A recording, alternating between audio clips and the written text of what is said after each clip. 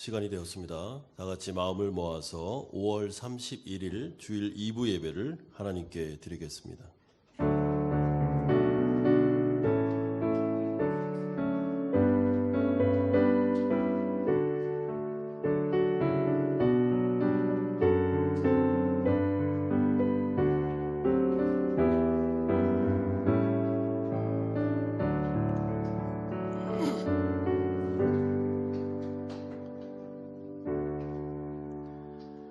내가 여호와를 기다리고 기다렸더니 귀를 기울이사 나의 부르짖음을 들으셨도다.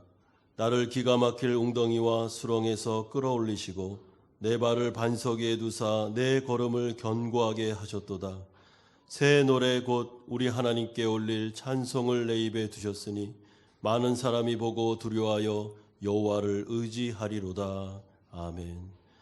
거룩하신 아버지 하나님, 하나님의 은혜 가운데 이 주일 아침에 안정된 장소에서 허가권을 가지고 마음껏 하나님께 예배할 수 있도록 은혜 주신 것을 감사드립니다.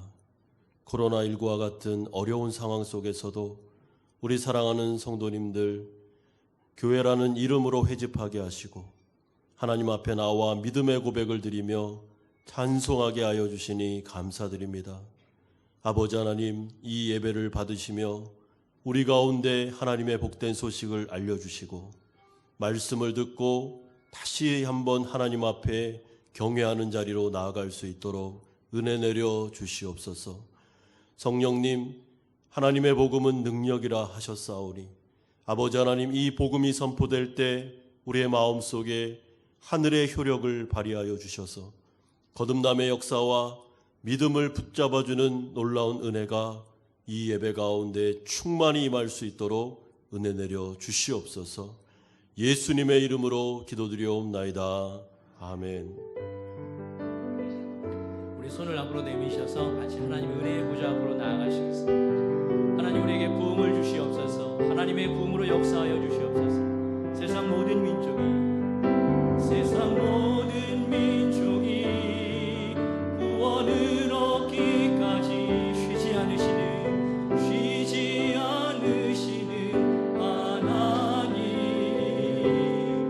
주의 심장 가지고 우리 이제 일어나 주 따르게 하소서. 다시 한번 고백합시다. 세상 모든 민족이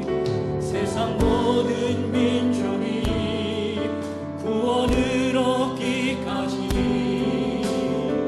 쉬지 않으시는 하나님, 주의 심장 가지고 우리 이제 일어나 주 따르게 하소서. 세상 모든 육체가 주의 영광 보도록 우릴 부르시는 하나님, 주의 손과 발 되어 세상을 치유하며 주 섬기게 하소서. 우리 바다 높은 가시고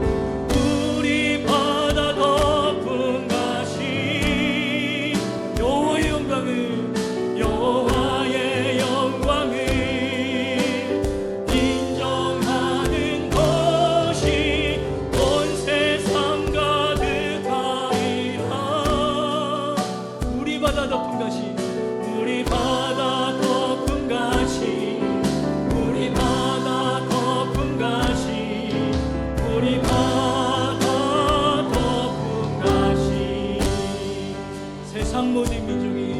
세상 모든 민족이 구원을 얻기까지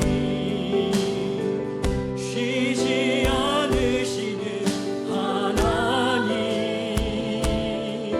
주의 심장 가지고 우리 이제 일어나 주 따르게 하소서. 세상 모든 육체가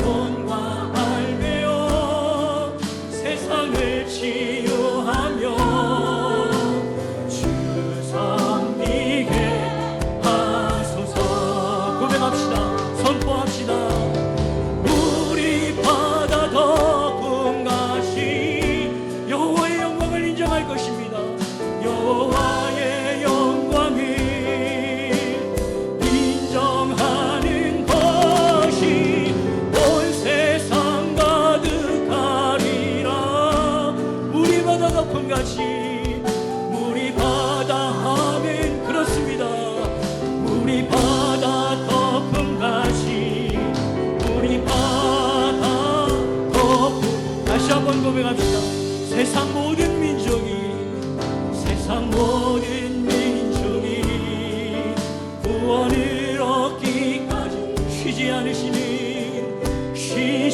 않으시는 하나님, 주의 심장 가지고 우리 이제 일어나 주 따르게 하소서. 아멘. 세상 모든 주님의 영광을 보도록, 주의 영광 보도록 우릴 부르시는 하나님, 주의 손과 발 되어 세상을 치유하며 주 섬기게 여호와의 영광을 인정할 것입니다. 물이 바다 덮음같이, 물이 바다 덮음같이. 아멘. 여호와의 영광을 인정하는 것이 온 세상 가득하리라. 아멘. 그렇습니다. 물이 바다 덮음같이, 물이 바다 선포합니다. 하나님, 물이 바다 덮음같이, 물이 바다 덮음같이, 물이 바다 덮음같이 여호와의 영광을 인정할 것입니다. 여호와의 영광을 인정하는 것이 온 세상 가득하리라. 아멘. 물이 바다 덮음같이, 물이 바다 덮음같이, 물이 바다 덮음같이. 꽃들도 구름도, 꽃들도 구름도 바람도 넓은 바 찬양하라, 찬양하라, 찬양하라 예수를. 하늘을 울리며 노래해 나의 영혼아. 은혜의 주, 은혜의 주, 은혜의 주. 꽃들도, 꽃들 모든 만물아 하나님을 찬양하라. 호흡 있는 자마다 여호와를 찬양하라, 찬양하라, 찬양하라 예수를. 하늘을 울리며 노래해 나의 영혼아. 은혜의 주, 은혜의 주, 은혜의 주. 이곳에 생명샘, 이곳에 생명샘 솟아나 눈물 골짝 지나갈 때에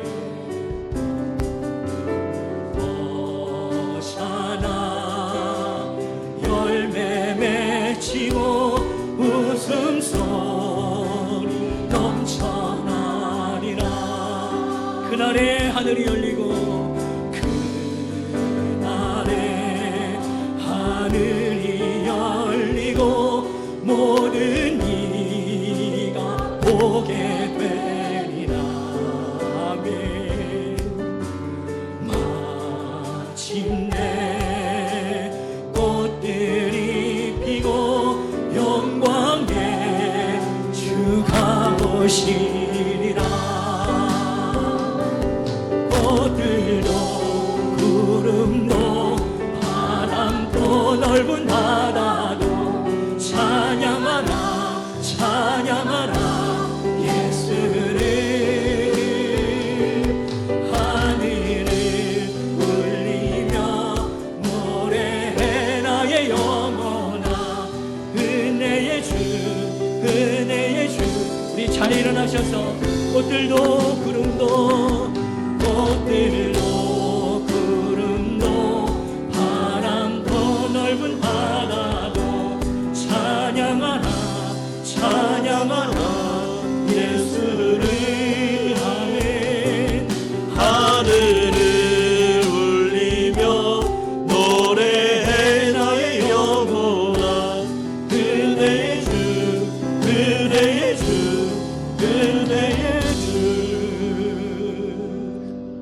시간에 같이 기도합시다.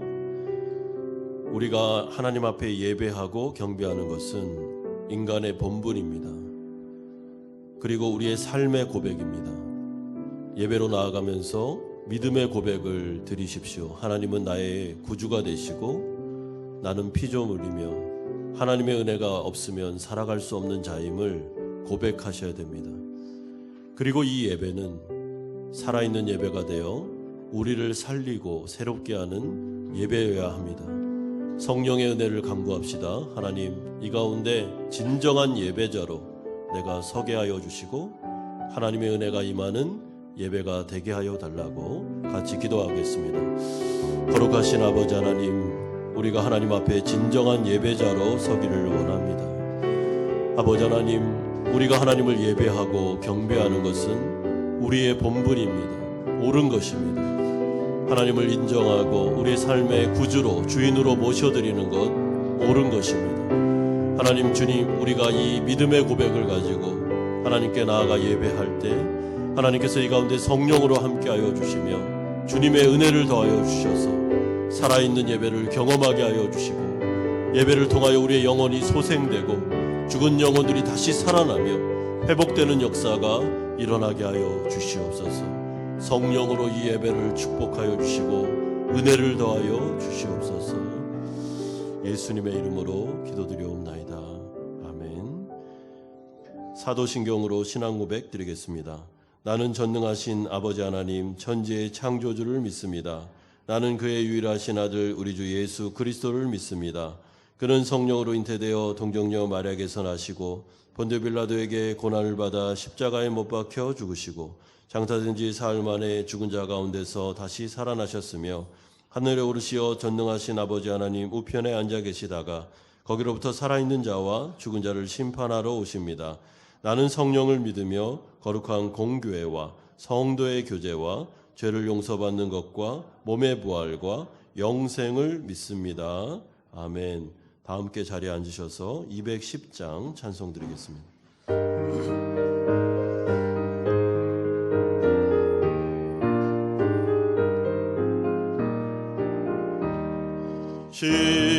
시온성과 같은 교회 그의 영광 한없다.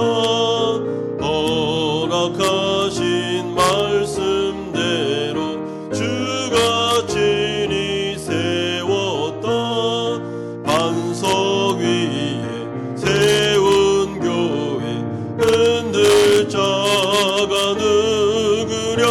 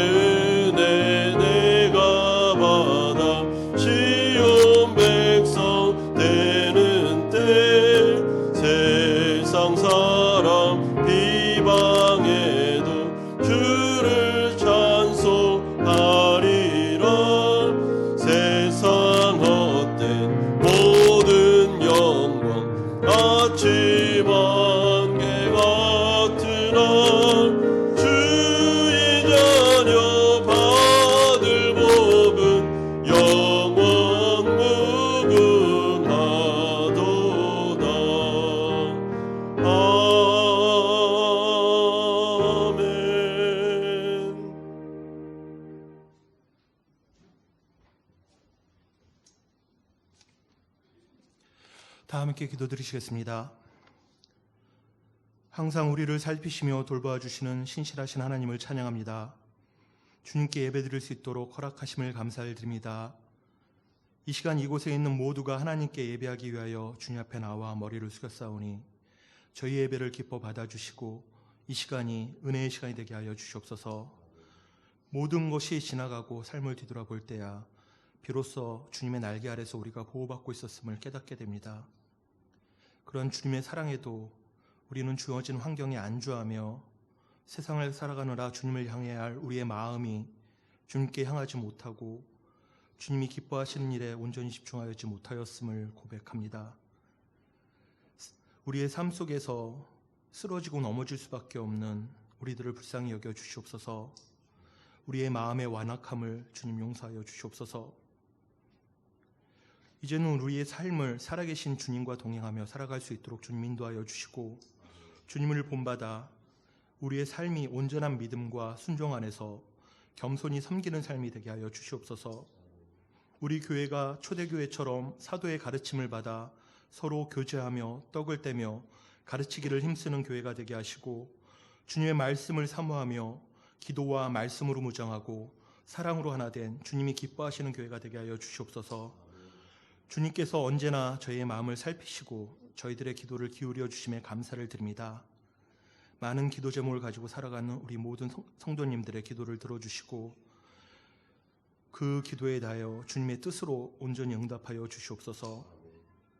코로나19로 인해 성도님들의 가정과 직장과 사업장에 많은 어려움이 있었고 아직도 어려움이 진행 중에 있습니다. 이곳 베트남은 어느 정도 안정되었지만 아직까지 전 세계적으로는 진정되지 않고 있어 앞으로도 어려움이 예상되고 있습니다. 이 어려운 시기를 모두가 잘 감당하게 하시고 또한 우리 앞에 피할 길을 보여주시기를 원합니다.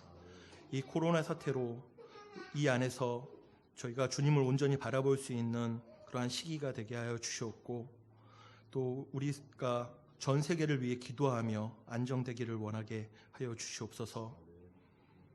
지금까지 어려운 가운데서도 우리 주일학교를 주님 안에서 잘 성장하게 하여 주심에 감사를 드립니다. 우리의 자녀들이 잘 성장하게 하시어 세상 가운데 빛과 소금의 역할을 감당하며 세상과는 구별되는 삶을 살아갈 수 있도록 하여 주시고 세상 속에서도 흔들리지 않고 주님을 의지하며 살아갈 수 있는 지혜와 용기를 주시옵소서. 입시를 준비하는 우리 고3 학생들이 있습니다. 주님 그들을 기억하여 주시옵고 또한 그들이 코로나19로 인하여 많은 어려움에 있습니다. 그들에게 지혜를 주시어 준비할 것들을 온전히 잘 준비하게 하시고 항상 하나님이 그들을 지켜보고 계심을 기억하게 하여 주시옵소서. 또한 몸이 아픔으로 인하여 또 형편으로 인하여 이 자리에 함께하지 못한 여러 성도님들이 계십니다. 우리 몸이 아픈 분들에게는 치료의 손길을 함께하여 주시옵고 또한 사정상 함께하지 못한 분들에게는 그 처하신 처소에서 주님을 예배할 수 있는 그러한 시간을 갖게 하여 주시옵소서. 말씀을 선포하실 우리 담임 목사님을 주님 축복하시고 성령으로 충만케 하여 주시옵소서. 이 시간 그 말씀이 선포되는 가운데 우리 마음이 그 말씀을 가지고 세상 속에서 잘 살아갈 수 있도록 큰 힘을 주시옵고 이곳에 있는 모든 성도님들이 은혜 받는 시간이 될 수 있도록 주님 이 예배를 인도하시고 이끌어 주시옵소서. 예배를 위해 묵묵히 섬기시는 모든 손길들을 주님 축복하여 주시고 그 손길들의 수고와 헌신을 통하여 주님홀로 영광 받아 주시옵소서. 이 시간 이후의 모든 순서를 주님께 의탁하오며 죽기까지 우리를 사랑하신 예수님의 이름으로 기도드립니다. 아멘.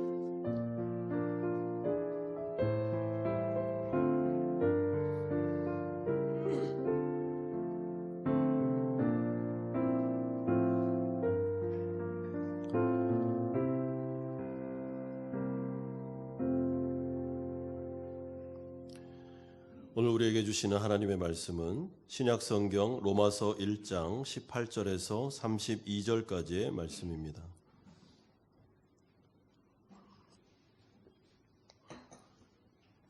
로마서 1장 18절에서 32절까지의 말씀 한 절씩 교독하겠습니다. 하나님의 진노가 불의로 진리를 막는 사람들의 모든 경건하지 않음과 불의에 대하여 하늘로부터 나타나나니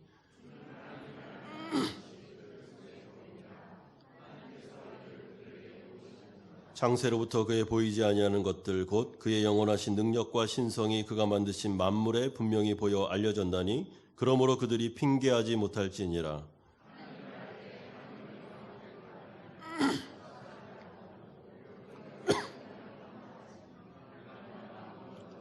스스로 지혜 있다 하나 어리석게 되어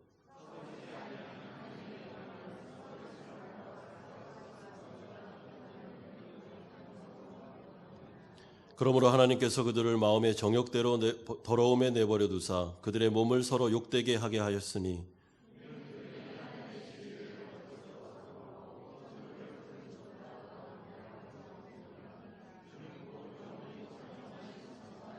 이 때문에 하나님께서 그들을 부끄러운 욕심에 내버려 두셨으니 곧 그들의 여자들도 순리대로 쓸 것을 바꾸어 영리로 쓰며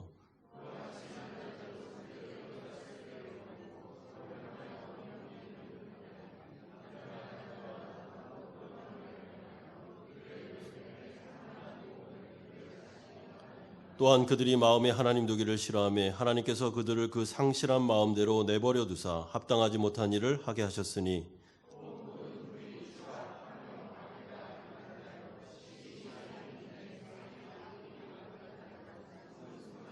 비방하는 자요 하나님께서 미워하시는 자요 능욕하는 자요 교만한 자요 자랑하는 자요 악을 도모하는 자요 부모를 거역하는 자요 32절 같이 읽겠습니다. 그들이 이 같은 일을 행하는 자는 사형에 해당한다고 하나님께서 칭하심을 알고도 자기들만 행할 뿐 아니라 또한 그런 일을 행하는 자들을 옳다 하느니라. 아멘. 로마서는 복음에 관한 이야기입니다. 여기서 복음이라는 것은 복된 소식, 좀 더 정확하게 표현한다면 기쁜 소식을 뜻합니다. 그런데 이 복음은 모든 사람에게 있어 다 기쁜 소식만은 아닙니다. 어떤 부류의 사람에게는 정말 기쁜 소식이지만 반면에 어떤 부류의 사람들에게는 나쁜 소식이거나 별 관심도 없는 소식일 수가 있다는 말입니다. 그러므로 바울은 1장 16절에서 내가 복음을 부끄러워하지 아니한다 말하면서 이 복음은 모든 믿는 자에게 주시는 하나님의 능력이라고 말씀했습니다. 하지만 이 말씀은 모든 자들에게 하나님을 믿는 자들에게만 주는 능력이 되는 것이고 효력이 되는 말씀임을 기억할 필요가 있습니다. 그러므로 믿는 자들에게라는 단서가 붙었다는 것을 우리는 생각해야 됩니다. 복음을 환영하고 또한 예수 그리스도를 나의 구주로 영접하려는 자들에게 복음은 능력이요 권세 있는 힘입니다.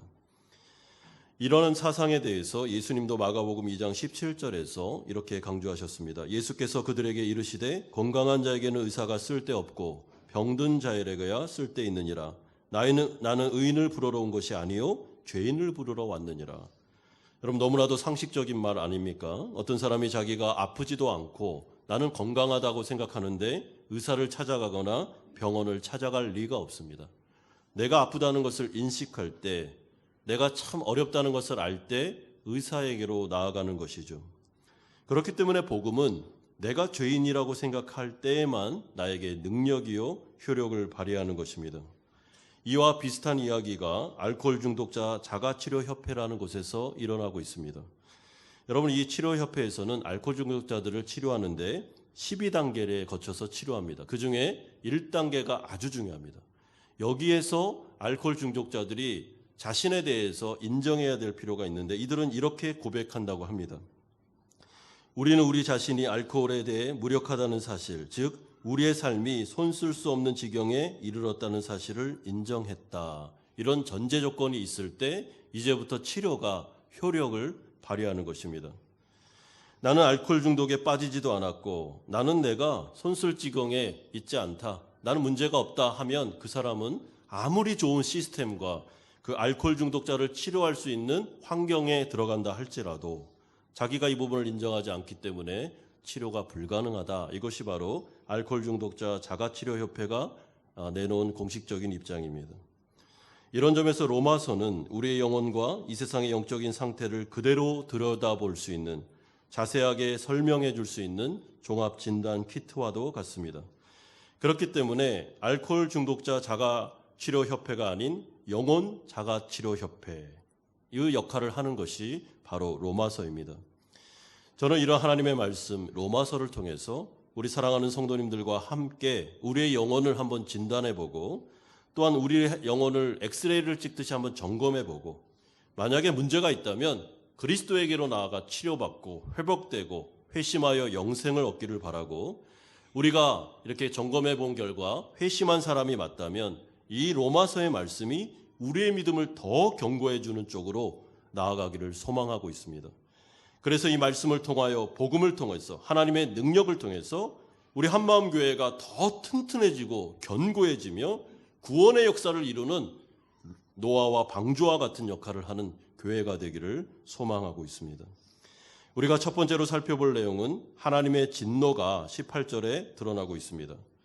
바울은 1장 상반절에서 하나님의 복음, 하나님의 능력, 하나님의 의를 말한 이후에 갑자기 1장 하반절로 가면서 하나님의 진노에 대하여 언급하고 있습니다.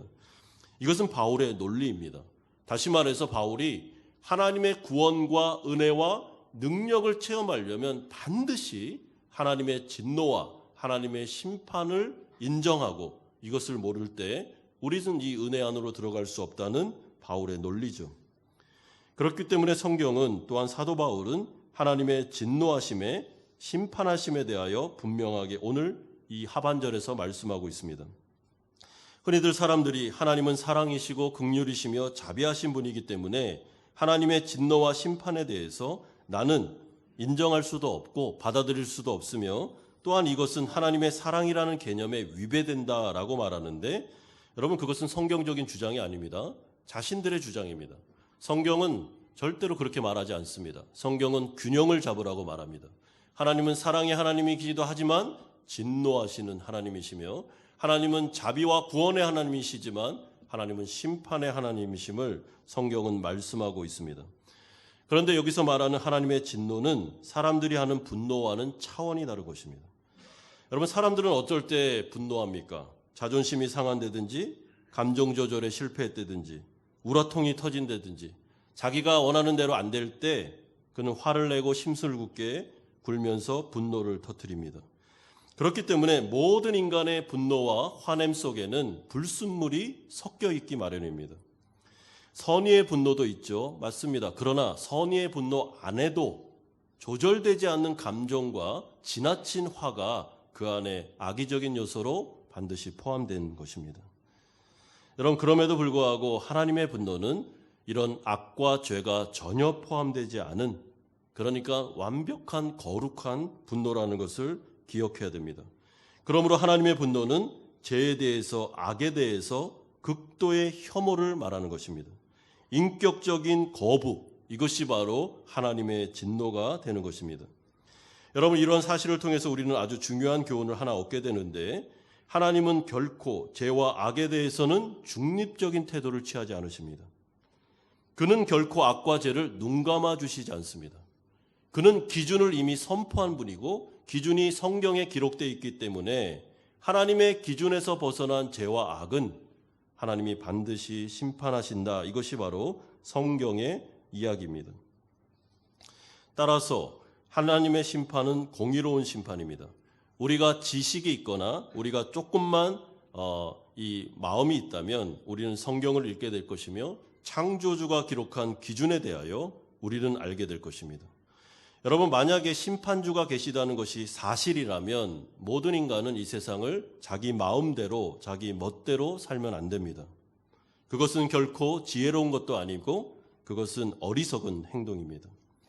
그렇기 때문에 내가 내 멋대로 내 마음대로 살고 싶다. 그리고 하나님은 그런 자유를 우리에게 주셨다라고 말하는 것은 사실은 자기가 만들어낸 하나님을 믿는 자기가 만들어낸 기독교를 숭배하는 것밖에는 되지 않습니다. 오늘 본문은 분명히 사도 바울을 통하여 하나님의 진노와 심판을 말씀하고 있습니다. 그런데 18절에 나오는 하나님의 진노는 모든 사람을 타겟으로 삼지 않습니다. 여러분 18절을 표준세 번역이라는 성경으로 제가 다시 한번 읽어드리면 이렇습니다. 하나님의 진노가 불의한 행동으로 진리를 가로막는 사람의 온갖 불경건함과 불의함을 겨냥하여 하늘로부터 나타나나니 참 좋은 번역입니다. 그러니까 하나님의 진노는 한 부류를 겨냥하고 있습니다. 그리고 한 부류를 타겟 삼아 거기에만 진노가 쏟아진다고 성경은 분명히 말씀합니다. 어떤 부류입니까? 불경건한 불의한 행동을 하는 부류죠. 여러분 여기서 불경건하다라는 말은 쉽게 말하면 하나님을 하나님으로 인정하지 않는다라는 뜻입니다. 그러니까 하나님을 내 마음에서 고의적으로 일부러 거부한다라는 뜻입니다. 여러분, 이들이 이렇게 하는 이유는 자신의 인생을 자기 마음대로 살고 싶기 때문에 그렇고 완벽한 자유를 달라라는 것입니다. 그런데 이들이 착각하는 것이 무엇입니까? 하나님을 인정하지 않고 피조물이 창조주를 거부하면서 나는 이제부터 독립선언을 하고 내 인생은 내가 책임지면서 살겠다 하는 순간 완벽한 자유가 주어지는 게 아니고 사실은 죄의 노예가 되는 욕망의 정욕의 종살이를 하는 위치에 있다는 것을 그들이 모르고 있다는 것이죠. 그래서 하나님은 아담과 하와를 통해서 절대로 죄를 짓지 마라. 죄가 너희 그 안에 들어가면 그가 너의 주인 노릇을 할 것이다. 그리고 너희는 자유가 주어지는 게 아니라 죄의 노예가 되는 엄청난 일이 벌어질 거라고 경고하신 바가 있습니다. 여러분, 오늘 그 얘기를 사도 바울이 자세하게 해주는 것입니다. 그러므로 하나님 앞에서 피조물인 인간이 하나님을 경건하게 그분을 섬기고 인정하지 않는 태도는 옳은 태도가 아닙니다. 그럼 이것은 의가 아닙니다. 의롭지 않습니다. 사도 바울은 에베소 6장 1절에서 10계명 제5계명을 들면서 이렇게 말씀하신 적이 있습니다. 자녀들아, 주 안에서 너희 부모에게 순종하라. 이것이 옳으니라. 여러분, 당연하죠. 자녀들은 부모를 통하여 이 세상에 태어났습니다. 그러면 자녀들은 부모를 공경하는 게 옳은 것입니다. 의로운 것입니다. 이 부분에 대해서 따지고 왜 우리가 부모를 공경해야 돼요? 여러분, 그게 말이 됩니까? 그런 자녀들을 향해서 네가 옳다. 야, 부모를 대들고 배은망덕하게 하는 거 참 자유로운 거야. 이렇게 말할 사람 아무도 없죠. 이건 옳은 게 아닙니다. 마찬가지로 우리가 이 세상에 태어난 것은 창조주에 의해서 만들어진 것입니다. 우린 피조물입니다. 그렇다면 우리가 창조주를 경외하고 그분을 존대히 여기는 것은 옳은 것이죠. 그것이 바로 의로운 것입니다. 그런데 그것을 거부하고 창조주에 대해서 대들면서 그들을 고의적으로 마음에서 제거하고 싶어하는 사람들이 있었다는 것이고 그들에게 진노가 임한다는 것입니다. 여러분, 이것을 성경은 죄와 악이라고 말하고 있습니다. 그런데 이 불경건한 자들이 이 정도로 끝내는 게 아니고 이 18절에 가보면 이렇게 말씀합니다. 불의로 진리를 가로막을 뿐만 아니라 32절에 그들이 이 같은 일을 행하는 자는 사형에 해당한다고 하나님께서 정하심을 알고도 자기들만 행할 뿐만 아니라 또한 그런 일을 행하는 자들을 옳다 하느니라. 이게 무슨 말이에요? 자기만 하나님을 거부하는 게 아니고요. 하나님을 거부하고 하나님을 인정하지 않은 게 옳다고 아예 전도와 같은 그런 행동들을 하고 있다는 것입니다. 사람들을 모아가지고 창조주를 거부하는 게 옳은 거야 라면서 서로 막 박수치고 격려해 주면서 이런 부류의 상황들을 만들고 있다는 거죠. 서로 독려하고 방해하면서 회방하면서 하나님을 믿지 않도록 만드는 지경까지 가는 것, 이것이 바로 하나님의 진노와 심판을 부르는 행동이라고 성경은 불경건한 거라고 말하고 있습니다. 여러분, 그렇다면 우리가 이 말씀을 보면서 나의 영혼의 위치를 확인하셔야 됩니다. 나는 하나님을 경외하는 위치에 있는지 아니면 불경건한 위치에 있는지를 한번 이 말씀을 통해서 점검해 봐야 됩니다. 하나님에 대한 태도가 어떤지를 바라봐야 됩니다. 두 번째는 불경건한 자들의 특징이 나오고 있습니다. 여러분, 하나님을 경외하는 자들, 경외하지 않는 자들에 대해서 사도 바울이 우선적으로 논증적으로 말하는 게 뭐냐면은 이 사람들은 창조주를 절대로 모를 수 없다라고 말합니다. 이 사람들이 창조주를 모른다. 나는 창조주가 없다고 생각한다 하는 것은 거짓말이라는 거예요. 19절을 보십시오. 하나님을 알만한 것이 21절 보십시오. 하나님을 알되 22절에도 하나님께서 정하심을 알고도. 물론 이것은 깊은 신학적인 지식이나 하나님에 대한 모든 알을 뜻하는 건 아닙니다. 이거는 피조물로서 신에 대한 창조주에 대한 그분이 있을 거야 정도의 알을 뜻하는 것입니다. 여러분, 이런 알은 모든 인간에게 다 있다는 것이 바로 사도 바울의 논리입니다. 그러면서 바울은 20절에서 이렇게 증거를 대고 있습니다. 창조로부터 그의 보이지 아니하는 것들 곧 그의 영원하신 능력과 신성이 그가 만드신 만물에 분명히 보여 알려졌나니 그러므로 그들이 핑계하지 못하리라. 우주 만물을 보면 창조주가 있으며 신이 있다는 것을 모를 리가 없다는 것이죠. 만약에 이것을 거부한다면 이상한 것입니다. 여러분, 예전에 좀 오래되었는데 우주가 탄생한 신비를 과학자들이 발견해내면서 가디언지에 어느 익명의 과학자가 이렇게 자신의 고백을 올린 적이 있습니다. 그처럼 가슴 벅찬 발견들을 보고 우주의 아주 극미한 존재였던 지구에 대기권이 형성되어 있으며 그것을 은혜로 부여받았다는 것에 대하여 나는 창조주를 인정할 수밖에 없다. 이 놀라운 신비에 대해서 나는 창조주에게 무릎 꿇을 수밖에 없다라고 하면서 무신론 과학자가 고백한 내용이 있습니다. 또한 어떤 사람들은 그 극소립자죠. 그러니까 세포 조직을 보면서 과학자 중에 한 명이 하나님을 인정하는 글을 올린 적도 있습니다. 저는 단 하나의 세포 안에서 일어나는 일을 찬찬히 관찰할 때마다 하늘의 경이로움을 발견하는 것처럼 창조주를 인정할 수밖에 없습니다. 여러분, 인체의 신비, 그리고 전 우주적인 신비, 우리 안에 일어나고 있는 그 수많은 생태계와 우주 만물을 바라볼 때 이것이 우연에 의해서, 진화에 의해서 태어났다고 여러분 인정하십니까? 저는 인정할 수가 없습니다. 원숭이에 의해서 인간이, 이거 어떻게 이렇게 말이 될 수 있습니까? 이렇게 고도화된 영혼과 그리고 지혜와 그 수많은 엄청난 아름다움을 바라보면서도 창조주를 이해하지 못한다면 그건 말이 안 된다라는 것이 사도 바울의 논리입니다. 그렇기 때문에 이 사람들이 나중에 하나님 앞에 가서 난 몰랐어요, 창조주가 있다는 것을 언제 알려줬어요? 라고 말한다면 핑계하지 못한다는 거예요. 온 우주 만물에 이미 다 기록해 나왔다고 말하고 이것을 자연계시라고 말하고 있습니다. 여러분, 그럼 문제가 뭡니까? 28절이죠. 그들이 마음에 하나님 두기를 싫어했다고 말합니다. 이것은 아주 의도적으로, 고의적으로 하나님을 경외하고 창조주로 나의 주인으로 모시는 것을 거부했다는 뜻입니다. 그렇기 때문에 당연히 21절에 하나님을 영화롭게도 아니하며 그분에게 감사하지도 않는 삶을 사는 것이죠. 왜 그러면 이들이 자꾸만 하나님을 인정하지 않고 하나님을 거부하면서 그렇게 살려고 할까요?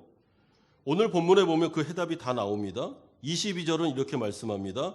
스스로 지혜 있다고 착각했기 때문입니다.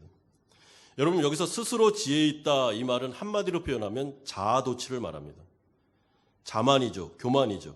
그러니까 내가 얼마나 대단한 사람인데, 내 지혜가 얼마나 대단한데, 내 능력이 얼마나 대단한데 나는 굳이 창조주 필요 없어, 하나님 필요 없어, 난 내 힘으로 충분히 이 세상 살 수 있어 라는 것이 인간의 교만이었다는 것입니다. 여러분, 그런데 이런 인간들의 착각의 말이나 교만과 자만의 말이 어느 정도 일리가 있습니다. 왜냐하면 하나님이 인간을 만들 때 진짜 잘 만들었습니다. 하나님의 형상을 따라 그들에게 주신 지혜와 그 능력, 그리고 영혼의 상태는 어마어마합니다. 우리가 그걸 어떻게 알 수 있습니까? 여러분, 인류가 이끌어낸 이 문명을 보십시오. 우주선을 만들어서 우주에다가 우주선을 띄우는 모습을 보십시오. 저 고층 건물들을 보십시오. 그들의 철학과 그들의 사상과 그 학문을 보십시오.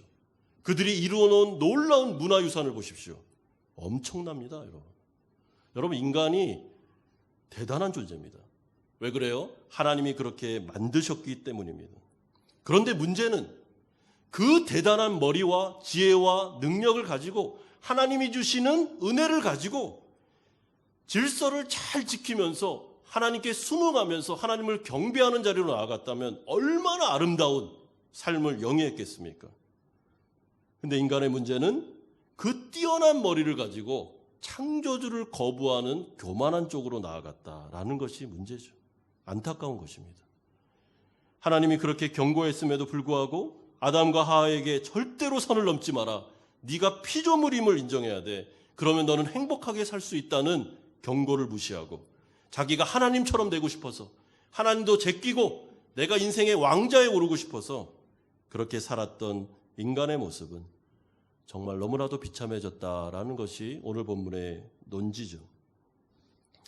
그렇기 때문에 오늘 본문 22절은 이런 자아도취, 교만에 대해서 한마디로 어리석다라고 평가하고 있습니다.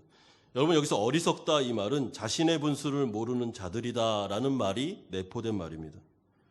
아니, 어디 인간이 하나님을 인정하지 않는다고 해서 창조주 하나님이 사라지겠습니까? 여러분 한번 생각해 보십시오. 내가 하나님 없어, 창조주는 없다고 라고 말한다고 해서 그분이 안 계십니까? 그분이 그 자리에 안 계십니까? 그분이 이 온 땅을 안 다스립니까? 그냥 자기가 그렇게 생각할 뿐이죠. 하나님은 늘 그 자리에 계십니다. 늘 하나님은 다스리고 계십니다. 그분은 늘 창조주로 계십니다. 이게 진리고 이것은 변화되지 않습니다. 스스로 자기가 착각하여 멸망의 길로 갈 뿐입니다. 인간은 아무리 교만하다 하더라도 신을 능가할 수 없습니다. 우린 피조물입니다. 우린 한계가 있는 자들입니다. 여러분, 코와 입을 한번 10분 동안만 한번 막아보십시오. 우린 죽습니다. 공기가 정말 하루만 사라져 보십시오. 인류 멸망입니다. 인간의 한계와 인간의 그 정말 부족함을 우리는 인정할 수밖에 없습니다. 이걸 인정하면 영생을 얻을 수 있는데 그렇게 못 사는 것이 문제입니다. 그러므로 오늘 본문에서는 이 어리석은 일을 통하여 이제부터 사도 바울이 이 세상이 인간들이 하나님을 거부한 다음에 어떤 현상들이 나타났는지에 대해서 세 번째로 말씀해 주고 있습니다. 진노의 결과가 내버려 두심이었다는 것입니다. 여러분, 하나님께서 진노하는 방식이 나타났는데 그것은 하나님이 인간들을 내버려 두셨다고 오늘 본문은 3번씩이나 반복하고 있습니다. 여러분, 내버려 뒀다. 왜 이렇게 하셨을까요? 우리는 이것을 간접적으로 우리가 자녀들을 키울 때 경험할 때가 있습니다. 여러분, 자녀들을 키울 때 애들이 너무 말을 안 들을 때, 고집이 너무 세거나 정말 막 떼를 쓰는데 이거는 도저히 매를 대도 안 되고 설득도 안 되고 뭐 어떤 것도 뭐 사탕을 줘도 안 되고 막 이렇게 하는 아이들이 있습니다. 특별히 뭐 사달라고 하면은 밖에 나가가지고 길거리에서 그냥 들어놓는데 2시간, 3시간을 막 빽빽 바락 쓰면서 울면서 막 핏대가 쓰면서 그렇게 하는 아이들이 있습니다. 여러분, 우리 뭐 성도님들 자녀들은 안 그러니까 모르실 텐데 저는 그런 아이를 이마트에서 한번 본 적이 있습니다. 한국에서. 진짜 누워가지고 여기 다 쓸고 다니더라고요, 애들. 근데 부모가 어떻게 할 수가 없어요. 내버려 두더라고요. 여러분, 그때 내버려 둡니다. 한번 해봐라. 그래. 한번 네 고집대로 네가 한번 다 해봐. 뭐 매를 대도 안 되고 안 되니까 어쩔 수가 없는 거죠. 여러분, 이것은 예입니다. 사실 하나님의 마음속에 이게 예는 1:1 적용할 수가 없지 않습니까? 그런 요소가 좀 있다는 것을 제가 말씀드리는 것입니다. 여러분, 인간의 상태가 어느 정도로 완약하냐면 아무리 말해도 안 됩니다. 하나님이 이스라엘 백성들에게는 선지자들을 정말 많이 보냈습니다. 말씀의 사람들을. 그래서 아무리 외쳐도 우상 숭배하지 마라. 하나님을 경외해야 돼. 그게 행복이야. 그게 구원이라고 막 정말 선지자들을 계속 보내도 안 들어요, 말을. 놀랍습니다. 여러분, 우리가 우리 자신을 생각할 때 우리가 대단하다라고 언제 느낍니까? 우리의 고집을 볼 때죠. 누구의 말도 안 듣습니다. 아무리 빌고 막 좋은 거 사주고 정말 모든 것을 다 동원해도 안 듣습니다. 그럴 때 하나님이 어떻게 하십니까? 내버려 두십니다. 여러분, 내버려 두는 것은 은혜가 아닙니다. 이건 진노의 표현입니다. 24절 보십시오. 그러므로 하나님께서 그들을 마음의 정욕대로 더러움에 내버려 두사. 26절에도 이때문에 하나님께서 그들을 부끄러운 욕심에 내버려 두셨으니 28절에도 또한 그들이 마음에 하나님 두기를 싫어하며 하나님께서 그들을 그 상실한 마음대로 내버려 두사. 내버려 두니까 어떻게 됐습니까? 상실한 마음, 하나님을 거부하니까 그 안에 죄가 들어와서 죄와 정욕이 우리를 지배하게 됐죠. 하나님이 내버려 두니까 죄와 정욕이 완전히 이 세상을 망가뜨렸다는 것입니다. 여러분, 그래서 세 가지 현상이 나타나는데, 첫째는 우상 숭배가 나타났고, 둘째는 동성연애와 같은 극한 성적인 방종, 세 번째는 모든 불의와 악이 가득한 사회로 이 세상이 변질되고 말았습니다. 여러분, 맞습니다. 하나님을 인정하지 않았어요? 그 사람은 하나님이 없어요. 그러니까 하나님 자기가 기준입니다. 자기 하고 싶은 대로 다 할 수 있습니다. 제가 아까 말씀드렸죠. 자기 하고 싶은 대로 다 할 때 우리 죄와 욕망이 드러난다고. 그렇기 때문에 타락과 방종이 일어났으며 우리가 살아가고 있는 이 세상이 그런 세상이 됐다는 것입니다. 29절 보십시오. 모든 불의, 추악, 탐욕, 악의가 가득한 자요, 시기, 살인, 분쟁, 사기, 악독이 가득한 자요. 여러분, 우리는 이것을 로마서에서만 확인하는 것이 아니고 사실 우리가 살아가고 있는 삶의 현장에서 확인하고 있습니다. 이번에 한국에서 조주빈의 N번방 사건이 있었습니다. 여러분, N번방 사건은 뭐냐면 그냥 성적인 타락이 아니고요, 여성을 성으로 착취해서 이 여자를 노예로 삼습니다. 그리고 협박, 갖은 모든 걸 다 사용해서 그 여자를 통하여 돈을 뜯어내는 것, 이것이 바로 N번방 사건이었습니다. 그리고 수많은 사람들이 거기에 연루됐으며 그것을 통해서 성적인 그 욕망을 채웠습니다. 여러분, N번방 사건은 그야말로 천인공노할 일이죠. 어떻게 인간이 이럴 수가 있습니까? 어떻게 한 여인을 이처럼 성노예로 만들 수가 있습니까? 그러나 버젓이 이런 일들은 우리 사회에서 일어나고 있습니다. 여러분, 과학이 발달하고 통신이 발달하고 나니까 SNS를 통해서 어떻습니까? 이제는 인격적인 공격과 가짜 뉴스와 이런 모든 모욕들이 익명으로 얼굴이 없는 상태에서 가해지기 시작하는데 손을 쓸 수가 없습니다. 여러분, 이 댓글이나 정말 그 말들은 한번 이 당해본 사람은 우울증 정도가 아닙니다. 자살로 갈 정도로 너무 극심한 그 혐오적인 욕과 그 인격 모독이 난무하고 있습니다. 여러분, 우리나라만 그런 게 아니라 전 세계적으로 그렇지 않습니까? 이런 일들이 왜 일어납니까? 묻지마 폭행 사건, 제가 호주에 있을 때 퍼스 쪽에서 시내만 나가면 한국 사람을 호주 사람이 묻지마, 아무 이유 없는데 막 때립니다. 왜 그렇습니까? 왜 때립니까? 제가 어렸을 때 지금 그 생각이 안 나는데 그 어떤 정말 그 지독한 죄가 하나, 그 범죄가 있었는데요. 사람을 죽여가지고 그 뭡니까, 냉동고에 넣었다가 인육을 먹는, 제가 지금 생각이 안 나는데 그런 일들도 있었습니다. 여러분, 인간이 어떻게 이럴 수가 있습니까? 이런 일들이 그런데 일어난다는 것입니다. 왜요? 그들의 마음속에 하나님을 거부하고 질서를 거부하고 죄와 욕망이 안에서 사로잡았을 때 사실은 이 사람들만의 문제가 아닌 우리 안에도 그런 욕망이 들어있다는 것입니다.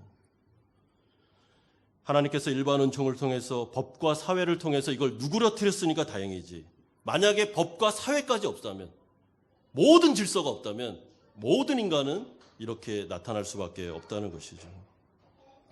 그러면서 동성애에 대해서 한 예를 들고 있습니다. 26절에 곧 그들의 여자들도 순리대로 쓸 것을 바꾸어 영리로 쓰며 그와 같이 남자들도 순리대로 여자 쓰기를 버리고 남자가 남자와 더불어 부끄러운 일을 행하며 그들이 그릇 때문에 상당한 보응을 그들 자신이 받았느니라.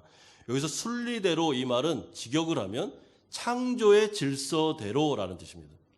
그러니까 하나님께서 성을 만드셨을 때 분명히 창세기 2장에 가보면 하나님은 남자와 여자를 만드셨고 이 부부 언약 안에서 남자와 여자가 성을 사용할 수 있도록 선물을 주셨습니다.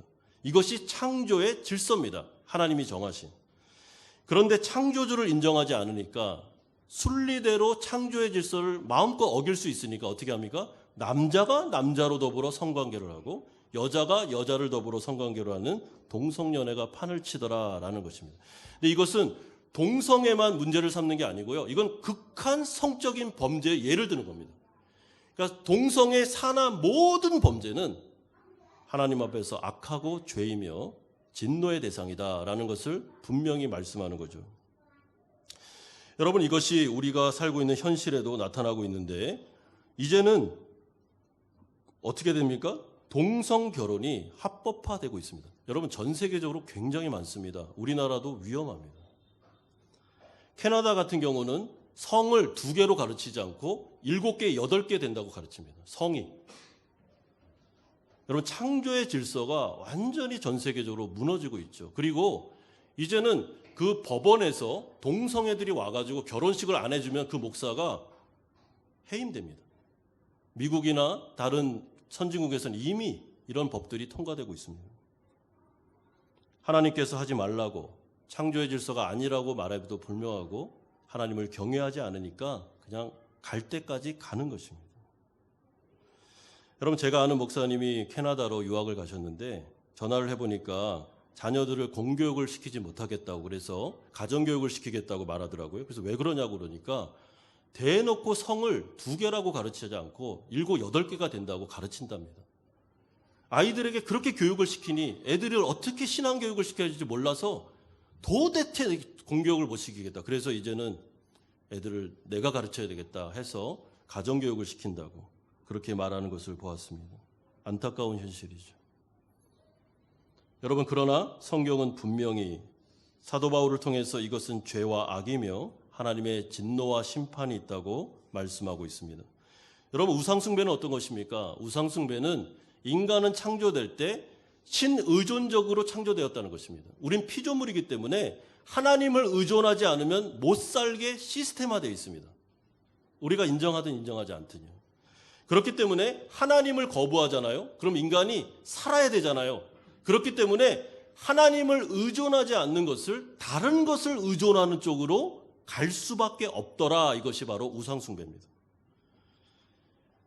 숨도 못 쉬고 말도 못하는 돌을 의지하거나 아니면 원숭이를 의지하거나 소를 의지하거나 아니면 해와 달을 의지하거나 아니면 자기 자신을 맹신하는 쪽으로 우상숭배에 빠지는 것입니다. 왜요? 누군가는 의존해야 돼요. 인간은 누군가를 의지해야지만 우리가 살아갈 수 있게 창조되었기 때문에 그런 것입니다. 하나님을 거부하니까 이렇게 지혜롭지 못하게 어리석게 다른 피조물을 의지하면서 헛된 짓을 하더라. 이것이 바로 사도 바울이 이 세상과 사회를 바라보는 관점입니다. 여러분, 이 부분에 대해서 동의하십니까? 여러분들이 세상을 바라볼 때, 지금 가고 있는 사회를 바라볼 때 이런 현상들이 나타나고 있습니까? 여러분, 어떻습니까? 나타나고 있지 않습니까? 그리고 이 동일한 욕망들이 우리 안에도 있습니까? 우리 안에도 그런 마음들이 있습니까? 있지 않습니까?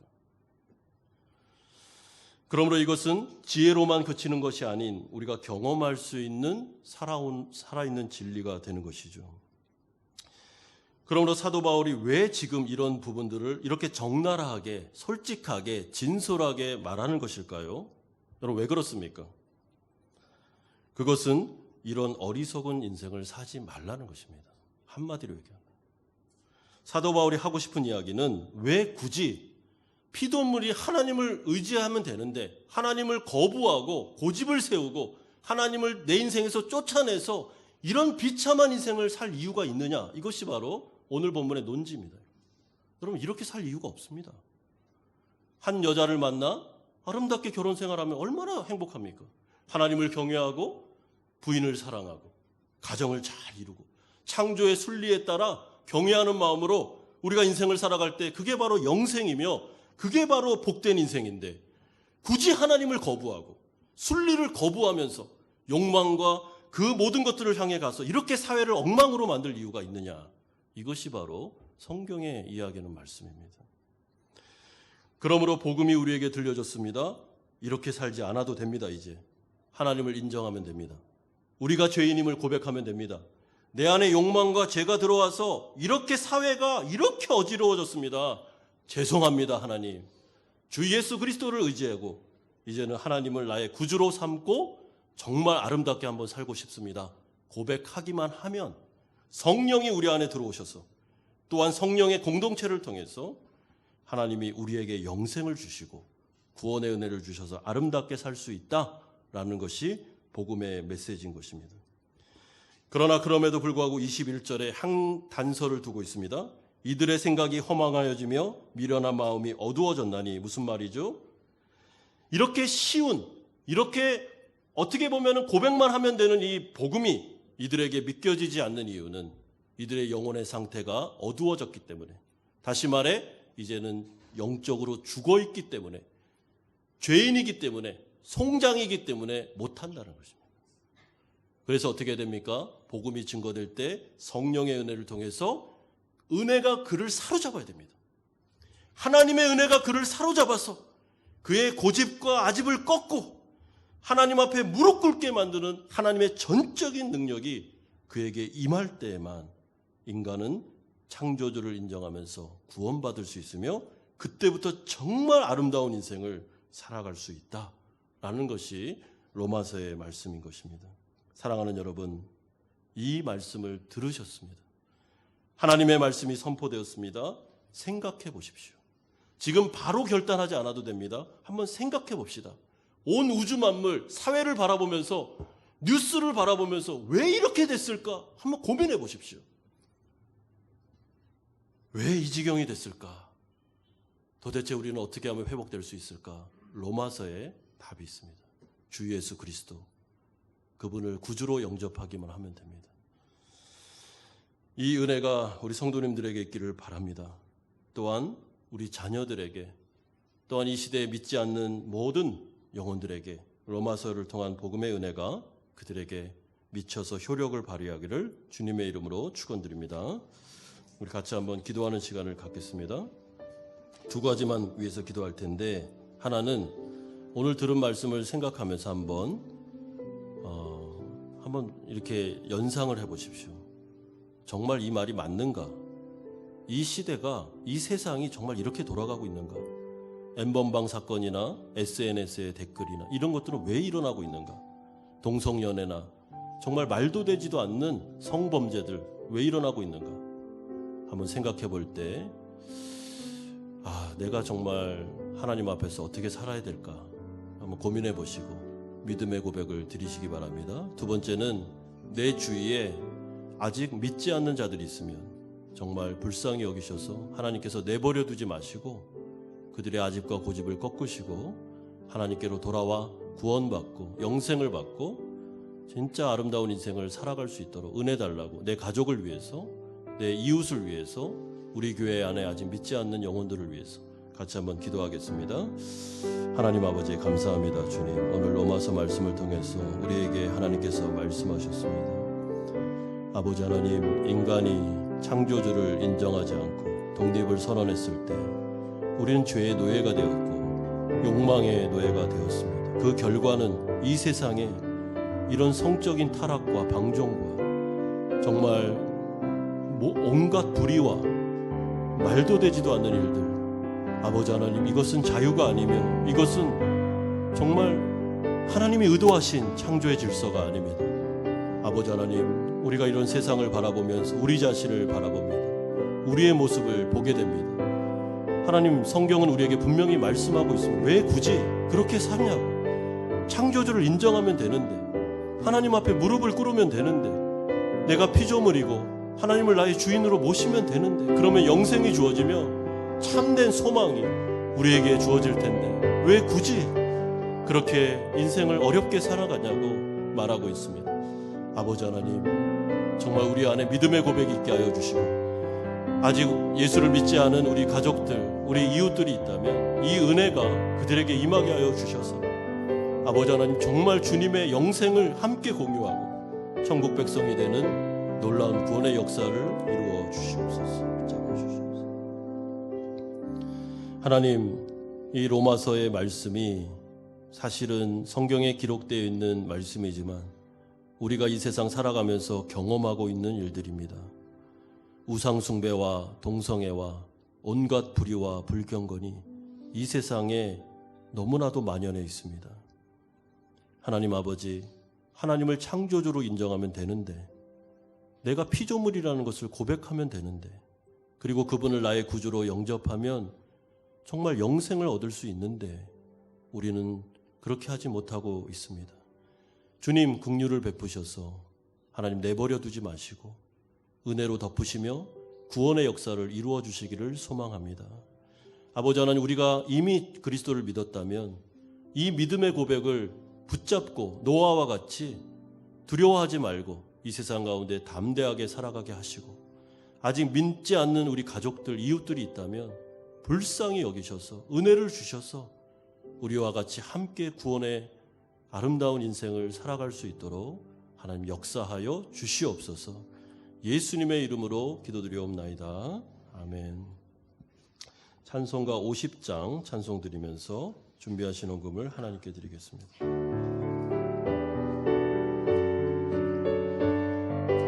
1절과 3절만 하겠습니다. 내게 있는 모든 것을 아낌없이 드리네. 사랑하고 의지하며 주만 따라 살리라. 주께 드리네. 주께 드리네. 사랑하는 구주 앞에 모두 드리네. 내게 있는 모든 것을 주를 위해 드리네. 주의 성령 충만하게 내게 내려주소서. 주께 드리네. 주께 드리네.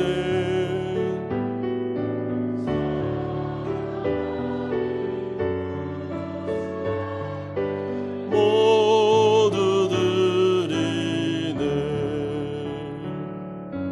아멘. 거룩하신 아버지 하나님, 하나님은 우리의 창조주가 되시며 구원자가 되심을 믿음으로 고백드리고 예배하면서 헌신을 다짐하며 하나님께 헌금을 드립니다. 11조로 감사헌금으로 또한 목적이 있는 예물로 주일헌금으로 하나님께 드리오니 받으시고 흠양하여 주옵소서. 아버지 하나님, 이 세상 살아가면서 하나님을 믿는 자로 거룩하게 살아가게 하시되 하나님의 인도하심과 공급하심을 경험하게 하여 주옵소서. 주님, 사랑하는 성도님들의 일상 속에 일용할 양식을 주시고 이들의 직장과 사업자를 붙드시며 이 코로나19와 같은 어려운 상황 속에서도 믿음 흔들리지 않고 잘 극복하며 걸어가게 하여 주옵소서. 우리 자녀들 어디 있든지 간에 이 세상에 함몰되지 않게 하시고 이 세상의 사상에 물들지 않게 하시며 창조주를 기억하며 믿음의 생활 살게 하시고, 특별히 우리 군에 있는 우리 아이들 또한 해외에 있는 아이들 다 지켜주셔서 어디 있든지 간에 영육간에 강건할 수 있도록 은혜 내려 주시옵소서. 몸이 아픈 분들이 있습니다. 안수하시고 치료의 능력을 베풀어 주시옵소서. 감사드립니다. 예수님의 이름으로 기도드리옵나이다. 아멘. 교회 소식을 알려드리겠습니다. 우리 운영위원회 모임이 오늘 있습니다. 시간이 좀 변경되었습니다. 오후 2시에 5층에서 모이도록 하겠습니다. 교육부 모임이 다음 주에 오후 2시 30분에 4층에서 모이도록 하겠습니다. 코로나19와 관련해서 우리가 지켜야 될 것들을 잘 지켜주시되, 특별히 주일학교 우리 아이들 마스크 착용, 손 소독을 꼭 선생님들이 신경 써주시고요. 예배가 정상화되었습니다. 우리 공예배를 꼭 지켜주셔서 다 참석해 주시고 모이기를 패하는 자들이 아닌 모이기를 힘쓰는 성도님들이 되시기를 부탁드리겠습니다. 목장 개강이 다음 주부터 시작됩니다. 그래서 수요일 예배가 목장 개강 예배로 드려지게 됩니다. 목자들은 매주 화요일 날 오전, 오후, 저녁에 2번 모이도록 하겠습니다. 이번에 목장 개강 예배 드리고 우리 목장별로 함께 모여서 식사도 하고 모임도 할 계획이 있으신 것 같은데 많이 참석해 주시기를 부탁드리겠습니다. 코로나19와 관련해서 선교부 차원에서 교회가 품영 지역에 구제 사역을 하게 되었습니다. 내일입니다. 오전 8시부터 우리 장애를 가지신 우리 베트남 가정과 또한 오타가 났습니다. 불우한 이웃 30가정을 우리가 구제하고 돕게 되었습니다. 많이 기도해 주시면 감사하겠습니다. 새 가족 등록하셨습니다. 백수정 집사님, 정소원 성도님이 아니라 정소윤 성도님입니다. 오타가 났습니다. 정소윤 성도님 우리 등록하셨습니다. 우리 정혜순 집사님 귀국하시게 되었습니다. 우리 베트남에서 잘 계시다가 우리 자녀가 이제 졸업하면서 한국으로 다시 돌아가게 되셨는데요. 이렇게 앞에 나와서 인사하기 좀 쑥스러우신데 잠깐 자리에 한번 일어나 주시겠습니까, 집사님? 예, 오늘 참석하셨는데요.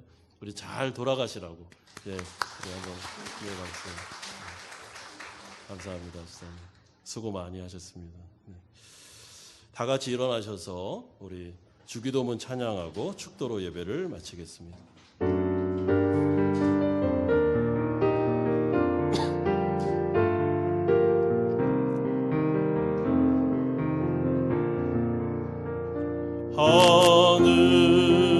하늘에 계신 아버지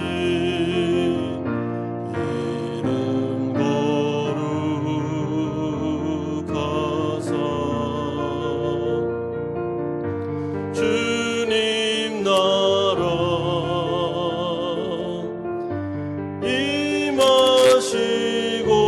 임하시고 뜻이 이루어지이다.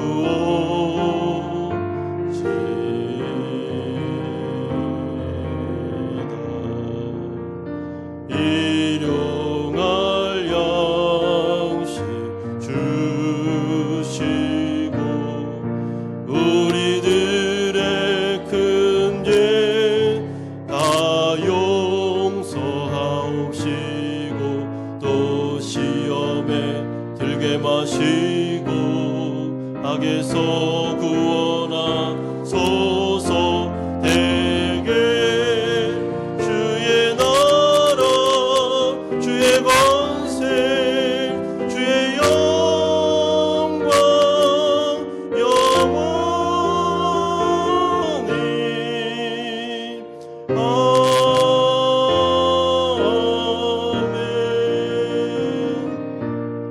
아멘. 이제는 우리 주 예수 그리스도의 은혜와 하나님 아버지의 사랑하심과 성령 하나님의 교통 충만하심이 복음을 듣고 창조주를 인정하며 영생의 복을 누리기를 소망하는 사랑하는 성도님들의 머리 위에와 이들의 가정과 직장과 사업처 위에, 사랑하는 자녀들과 선교사님들 머리 위에, 사랑하는 백수정 집사님, 정소윤 성도님 머리 위에, 사랑하는 정애순 집사님 그 가정 위에 이제부터 영원토록 함께 있을지어다.